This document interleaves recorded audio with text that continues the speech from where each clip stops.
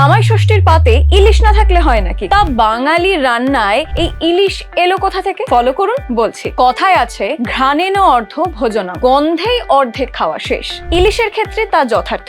মাছ রান্না হলে মম গন্ধে একেবারে জিভে জল। তাই জন্যই হয়তো মনসমঙ্গল কাব্যে ইলিশের নাম গন্ধরাজ মাছ। ইলিশের গন্ধেই নাকি শুরু হয় মনসা পুজো। পুরনো ঢাকার অনেক পল্লী গানেও ইলিশকে রূপের রানী বলা হয়। ইলিশ মাছের উৎস মূলত বঙ্গোপসাগর। সম্রাট চন্দ্রগুপ্ত মৌর্য, সম্রাট অশোকের রাজসভায়ও নাকি এই ইলিশ মাছ পরিবেশন করা হতো। আর নদীতে ইলিশ ধরা পড়া মানে তো নতুন ঋতুর বার্তা। এই ইলিশ যে শুধুই খেতে ভালো তা নয়, ইলিশ শরীর স্বাস্থ্যের জন্য খুবই উপকারী। রয়েছে ওমেগা 3 ফ্যাটি অ্যাসিড, কোলেস্টেরলের মাত্রা কমায়, হার্ট থাকে সুস্থ। তেলযুক্ত ইলিশ মাছ চোখের স্বাস্থ্যের জন্য ভালো। বর্ষাকাল আর গরম ভাতে সর্ষে ভাপা ইলিশ, ইলিশের তেল, ইলিশ ভাজা, কালো জিরে কাঁচা লঙ্কা দিয়ে ইলিশ ছাড়া আবার জমে নাকি? যাই হোক না কেন, এ স্বাদের ভাগ হবে না।